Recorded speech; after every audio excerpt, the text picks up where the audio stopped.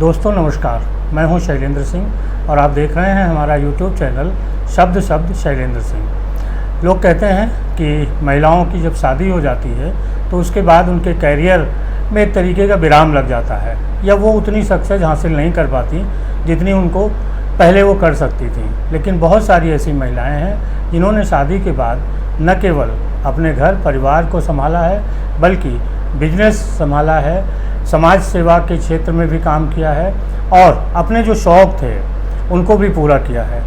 तो ऐसे ही महिलाओं में आप हैं शिल्पी पाहवा जी, बहुत बहुत आपका स्वागत है। धन्यवाद। शिल्पी जी ने हाउसवाइफ के रूप में अपने परिवार का पालन किया, बच्चों को बड़ा किया। जब बच्चे अपने सेटल हो गए, बड़े हो गए, तब उसके साथ साथ उन्होंने समाज सेवा की, गरीब बच्चों की मदद की, उनको पढ़ाया, उनको साफ़ सफाई से रहने के लिए कहा, कुछ कलाएं सिखाई, कैसे वो आर्ट बनाएं, मेहंदी बनाएं, इन सब चीज़ों को उन्होंने किया। साथ ही साथ अपना बिजनेस संभाला।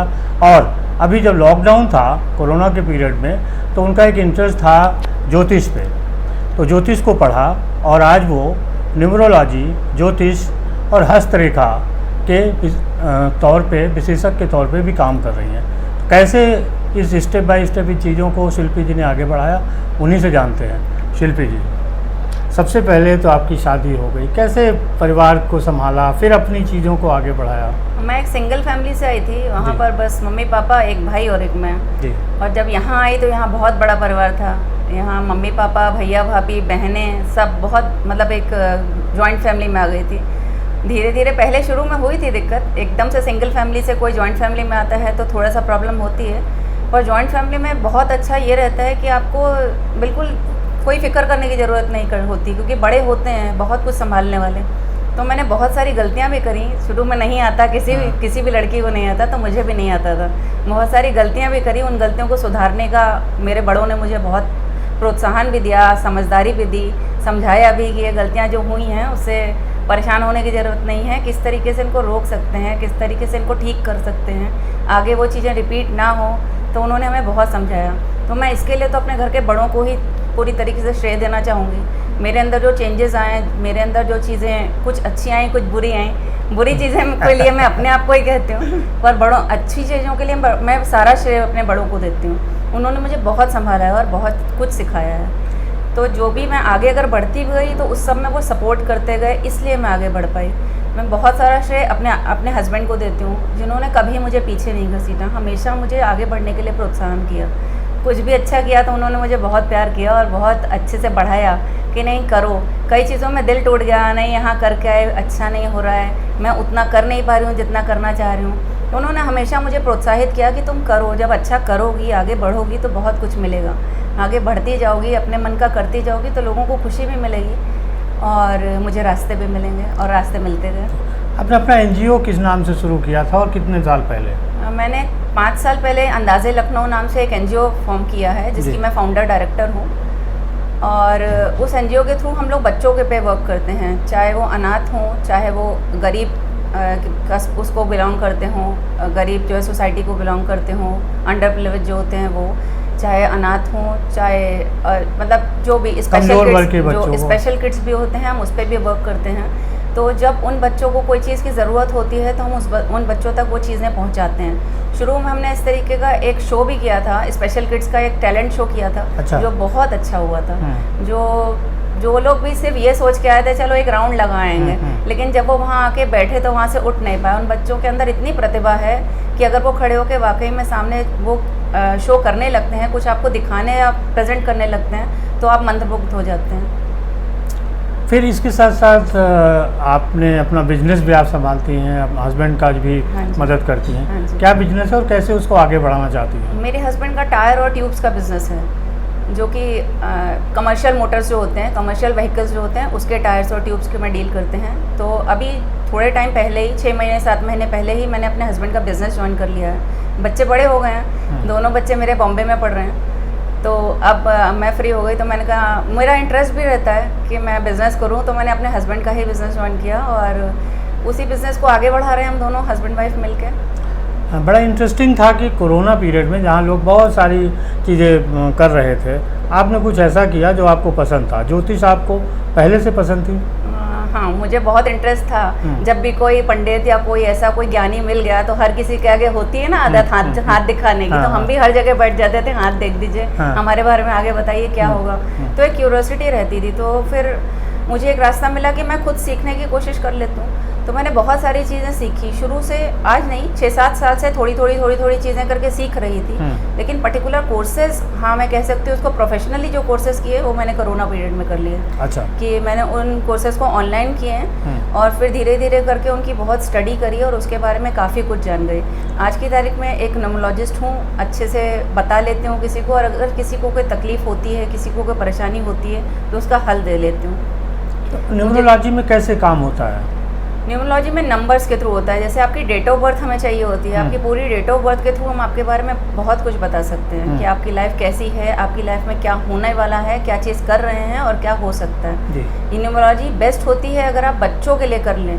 बच्चों के लिए आगे कौन सी फील्ड बेस्ट है, अगर हमें पहले से पता चल जाए तो हम उनको उसी अकॉर्डिंग पढ़ाई के लिए आगे मार्गदर्शन करते हैं। फिर पेरेंट्स भी उसको उसी तरीके से ही सपोर्ट करते जाते हैं। जब किसी की फील्ड ही वही है और अगर पेरेंट का सपोर्ट मिल जाता है, टीचर्स का सपोर्ट मिल जाता है तो उसमें वो वंडर्स कर ले जाता है। लेकिन नंबर्स में देखा जाता है कि अगर आपकी डेट ऑफ बर्थ सही नहीं है तो वो नंबर उतने एक्यूरेट नहीं होंगे। हाँ। तो उसका क्या आप सोल्यूशन निकालते हैं? डेट ऑफ बर्थ को तो हम चेंज नहीं कर सकते क्योंकि भगवान ने जिसको भी जिस डेट में पैदा किया है आप उसको चेंज नहीं कर सकते जी। अगर मान लीजिए किसी की लाइफ में कोई प्रॉब्लम्स होती हैं तो उसके लिए रेमेडीज़ भी होती हैं। अगर कोई तकलीफ आई है तो दवा भी आई है। अच्छा। भगवान ने कोई दर्द दिया है तो उसके लिए हमेशा कोई ना कोई चीज़ ठीक करने के लिए भी भेजी है। दर्द के साथ ही दवा भी है। तो उन नंबर्स को तो हम ठीक नहीं कर सकते, लेकिन अगर उसमें कोई तकलीफ़ें होती हैं तो उसके अकॉर्डिंग उसको रेमेडीज़ बता देते हैं कि आप ये चीज़ करिए। ये तो नहीं कहेंगे कि 100% ठीक हो जाता है सब कुछ, लेकिन उससे काफ़ी हद तक रिलीफ मिल जाता है। न्यूमरोलॉजी के अलावा और आप क्या क्या जानती हैं? मैं क्रिस्टल एनालिस्ट भी हूँ, क्रिस्टल हीलिंग भी कर लेती हूँ। जैसे कि आप देख सकते हैं मैंने हाथ में पहन रखे हैं, ये क्रिस्टल्स जो है काफ़ी फ़ायदा करते हैं। अच्छा। ये बहुत सारी चीज़ों में बहुत अच्छे से काम करते हैं और मुझे लगता है लाइफ की हर फील्ड में ये काम करते हैं। कैसे लोग जानें कि किस क्रिस्टल को उन्हें पहनना चाहिए? फिर हम उसके लिए हम लोग होते हैं कि क्या चीज़ किसके लिए बेस्ट है। हर दवाई हर कोई नहीं खा सकता। जैसे आपको कोई तकलीफ होती है तो आपको उस डॉक्टर के पास जाना पड़ता है। तो अगर आपको क्रिस्टल्स लेने हैं कोई भी तो आपको क्रिस्टल एनालिस्ट के पास जाना चाहिए, जिससे वो आपको सही सजेस्ट कर सके कि आपको इस तकलीफ के लिए कौन सा क्रिस्टल लेना चाहिए। अपनी मर्जी से कुछ भी चीज़ पहन लेना, जैसे नीलम के बारे में आप जानते होंगे, नीलम हर जना नहीं पहन सकता। तो बिना कोई उसके लिए तो बहुत अच्छे से जो है किसी बहुत अच्छे पंडित से वो ही लेकर पहनना चाहिए। नीलम राजा को रंग भी बना देता है और रंग को राजा भी बना देता है, लेकिन नुकसान भी जब देता है तो बहुत ज़बरदस्त देता है। तो आपको बिल्कुल भी इस तरीके के क्रिस्टल अपने आप ट्राई नहीं करने चाहिए। आपके पास जो लोग आ रहे हैं इन समस्याओं के समाधान के लिए, वो कैसे आपसे संपर्क करते हैं? वो मेरे जानने वाले भी हैं। फिर पहले शुरू में मैंने जो शुरुआत करी थी वो मेरे घर के मेंबर्स थे, फ्रेंड्स थे, उन लोगों ने सब ने मुझसे पूछा। हाँ। मैंने धीरे धीरे उन्हें सजेस्ट किया और जब उन लोगों को रिलीफ मिला तो उनके थ्रू ही और धीरे धीरे आगे बढ़ता गया। माउथ टू माउथ उन्होंने बताया कि शिल्पी ये बता लेती है और शिल्पी ने ये बताया, मुझे इससे रिलीफ मिला। इस तरीके से करके धीरे धीरे मुझे बहुत लोग जान गए हैं। आपको जो लोग पहले से जानते थे अचानक उनको ही पता चला हो गया आप ये भी जानने लगी, उनका क्या और कैसा रिएक्शन था? उनका होता है कि मैं बैठ नहीं सकती, मतलब मुझे कुछ ना कुछ पढ़ने का, कुछ ना कुछ सीखने का हमेशा से शौक़ रहा है। अपने आप को आगे बढ़ाने का हमेशा शौक़ रहा है कि मुझे आगे बढ़ना है। तो हाँ, उन लोगों का रिएक्शन रहा कि तुमने ये भी सीख लिया, ये भी कर लिया, तो अच्छा है, खुश होते हैं वो लोग सब भी, और उनकी खुशी देख के मुझे भी खुशी मिलती है। तो कुछ ऐसे दोस्तों को भी मदद किया आपने जो इस समस्याओं से घिरे रहे हों? हाँ जी, फैमिली में भी करा है, दोस्तों को भी करा है, तो सब खुश हैं। टचवुड है, अभी तक तो भगवान की दया से मैंने जिसको भी जो भी चीज़ें बताई, जिसको भी जो भी चीज़ें दी, उनको उस सबसे फ़ायदा हो रहा है। अच्छा, आपके पास जो लोग आना चाहते हैं उनके लिए कोई संदेश, कोई टिप्स की इस तरीके के जानकारियाँ लेके आपके पास आएँ जिससे उनको जल्दी फ़ायदा हो? उनकी जानकारी देने के लिए तो हम बैठे ही हैं। नहीं, वो अपने बारे में कुछ ऐसी जानकारियाँ देना अपने बारे में खाली उनकी डेट ऑफ बर्थ जरूरी है और बाकी पर्टिकुलर उन्हें किस चीज़ की प्रॉब्लम है, अगर वो मुझे बताते हैं कि हमें इस चीज़ की प्रॉब्लम है तो हम एग्जैक्ट उनको क्रिस्टल उसके अकॉर्डिंग बता पाते हैं। अच्छा, डेट ऑफ बर्थ से तो आपकी बाकी पूरी जन कुंडली हम निकाल लेते हैं और उसमें क्या क्या प्रॉब्लम्स है वो हमको पता होती हैं। हम उनको भी बताते हैं और उसको वो सहमति भी देते हैं, हाँ ये चीज़ें दिक्कत हैं उनको, उसके अकॉर्डिंग फिर हम हल बता देते हैं कि ये चीज़ें आप करेंगे तो इससे आपको आराम मिलेगा। आमतौर पे देखा जाता है कि लोग कुछ और समस्याएं लेके आते हैं, लेकिन उसके पीछे जो असल समस्याएं होती हैं वो कुछ और होती हैं। तो कैसे आप जानते हैं? जब हम उनकी लाइफ के, अगर मान लीजिए आप, जैसे आप किसी पंडित के पास बैठते हैं और अगर वो उसके बारे में जानता है, आपकी पत्री बनाता है, वो जानता है, तो उसके बारे में वो और आपसे पूछता जाता है, और जब आपको आपको ट्रस्ट होता जाता है तो आप खुद उसको बताते चले जाते हैं कि मेरी लाइफ में ये भी दिक्कत है, ये भी प्रॉब्लम है, आप मुझे इसका भी हल बताइए। मेरी लाइफ में ये जो आज प्रॉब्लम चल रही है, आज से नहीं चल रही, पिछले 15 साल से चल रही, तो वो खुद ही बता देता है। तो मुझे अभी तक जो भी मिले हैं, अगर इस तरीके से किसी की प्रॉब्लम है तो उन्होंने खुद ही मुझे बता दिया। मुझे उनकी लाइफ में घुसने की ऐसे ज़रूरत नहीं होती है, ना मैं किसी की पर्सनल लाइफ में घुसती हूँ। मतलब मुझे ऐसे किसी की लाइफ में बहुत इंटरफेयर करने की आदत नहीं है। लेकिन जब जो है मैं किसी को बताऊंगी या कोई भी चीज़ मैं जान जाऊंगी तो सामने वाला को भी पता होता है कि मैं इसको बता सकते हैं, ये तो मेरी सारी प्रॉब्लम जानती है, तो अपने आप ही बताते चले जाते हैं वो लोग। जिसको कोई तकलीफ है, डॉक्टर को जैसे आप बताने जाते हैं तो आप उसको पूरी चीज़ बताते हैं, मेरे हाथ में भी दर्द है, मेरे पैर में भी दर्द है। वो आपको देख के खाली कहता है तुमको बुखार है, आंखें लाल हो रही हैं, तो फिर वो कह देता है मुझे हाँ खांसी भी हो रही है, गला भी खराब है, और जो है कोई और भी तकलीफ है।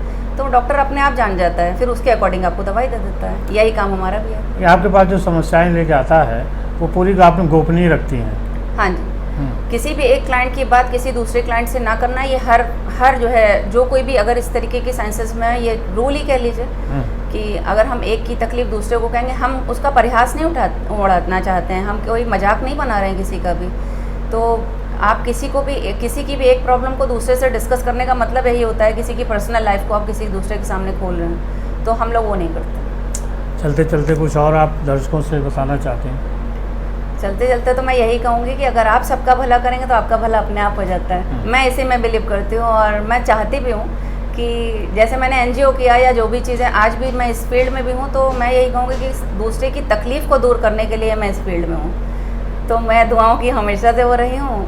मैं दुआएं ज़्यादा कमाती हूँ पैसे से, और उसी के लिए ही ज़्यादा हुआ है। बहुत शुक्रिया शिल्पी जी आपका, धन्यवाद। और सभी साथियों आपका भी बहुत शुक्रिया, आपने इतने लंबे समय तक हम लोगों को देखा। कोई समस्या हो तो हम डिस्क्रिप्शन बॉक्स में शिल्पी जी का कॉन्टैक्ट नंबर और फेसबुक व्हाट्सएप का नंबर दे देंगे, आप उनसे संपर्क कर सकते हैं। तो इजाज़त दीजिए, फिर मुलाकात होगी किसी और शो में। धन्यवाद। धन्यवाद।